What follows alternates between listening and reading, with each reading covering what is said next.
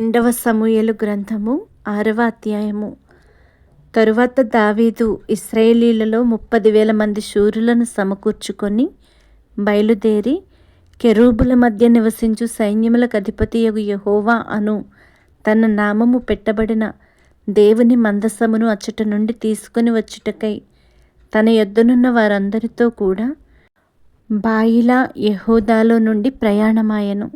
వారు దేవుని మందసమును క్రొత్త బండి మీద ఎక్కించి గిబియాలోనున్న అబీనాదాబు యొక్క ఇంటిలో నుండి తీసుకొని రాగా, అబీనాదాబు కుమారులగు ఉజ్జాయును అహ్యోయును ఆ క్రొత్త బండిని తోలిరి. దేవుని మందసము గల ఆ బండిని గిబియాలోని అబీనాదాబు ఇంట నుండి తీసుకొని రాగా, అహ్యో దాని ముందర నడిచెను. దావీదును ఇశ్రాయేలీయులందరూ సరళ వృక్షపు కర్రతో చేయబడిన నానా విధములైన సితారలను, స్వరమండలములను, తంబురలను, మృదంగములను, పెద్ద తాళములను వాయించుచు యెహోవా సన్నిధిని నాట్యమాడుచుండిరి. వారు నాకోను కళ్ళము దగ్గరకు వచ్చినప్పుడు ఎడ్లకు కాలు జారినందున ఉజ్జా చేయి చాపి దేవుని మందసమును పట్టుకొనగా, యెహోవా కోపము ఉజ్జా మీద రగులుకొనెను.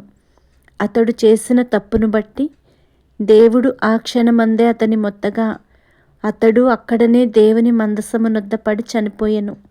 యెహోవా ఉజ్జాకు ప్రాణోపద్రవము కలుగజేయగా దావీదు వ్యాకులపడి ఆ స్థలమునకు పెరెజ్ ఉజ్జా అను పేరు పెట్టెను. నేటికిని దానికి అదే పేరు. ఆ దినమున యెహోవా మందసము నా యొద్ద ఎలాగుండుననుకొని దావీదు యెహోవాకు భయపడి యెహోవా మందసమును దావీదు పురములోనికి తన యొద్దకు తెప్పింపనొల్లక గిత్తీయుడగు ఒబేదెదోము ఇంటి వరకు తీసుకొని అచ్చట ఉంచెను.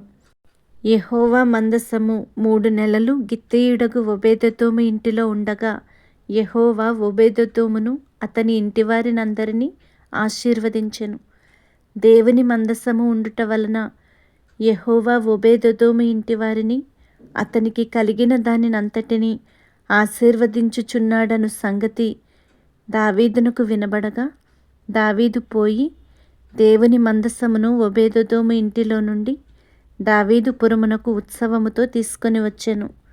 ఎట్లనగా యెహోవా మందసమును మోయువారు 6 అడుగులు సాగగా ఎద్దు ఒకటియు క్రొవ్విన దూడ ఒకటియు వధింపబడెను.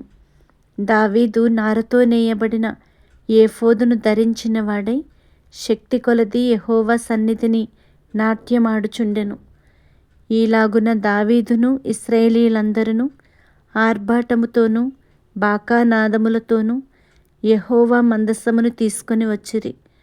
యెహోవా మందసము దావీదు పురమునకు రాగా, సౌలు కుమార్తెయగు మీకాలు కిటికీలో నుండి చూచి యెహోవా సన్నిధిని గంతులు వేయిచు నాట్యమాడుచునున్న దావీదును కనుగొని తన మనస్సులో అతని హీనపరచెను. వారు యెహోవా మందసమును తీసుకొని వచ్చి గుడారము మధ్యను దావీదు దాని కొరకు ఏర్పరిచిన స్థలమున నుంచగా, దావీదు దహన బలులను సమాధాన బలులను యెహోవా సన్నిధిని అర్పించెను.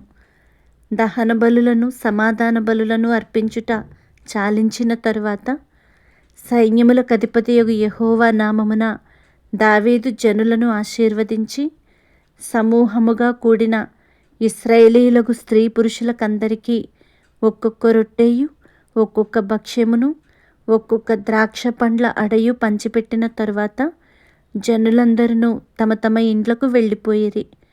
తన ఇంటివారిని దీవించుటకు దావీదు తిరిగి రాగా, సౌలు కుమార్తెయగు మీకాలు దావీదును ఎదుర్కొన బయలుదేరి వచ్చి హీనస్థితి గల పనికత్తెలు చూచుచుండగా, వ్యర్థుడొకడు తన బట్టలను విప్పివేసినట్టుగా ఇశ్రాయేలీయులకు రాజువైన నీవు నేడు బట్టలను తీసివేసి ఎంత ఘనముగా కనబడితివని అపహాస్యము చేసినందున దావీదు నీ తండ్రిని అతని సంతతిని విసర్జించి ఇశ్రాయేలీయులను తన జనుల మీద నన్ను అధిపతిగా నిర్ణయించుటకై నన్ను ఏర్పరచుకునిన యెహోవా సన్నిధిని నేను అలాగు చేసి తిని, యెహోవా సన్నిధిని నేను ఆట ఆడితిని.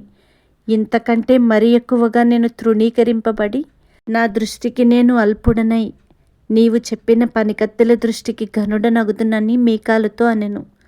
మరణము వరకు సౌలు కుమార్తెయగు మీకాలు పిల్లలను కనకయుండెను.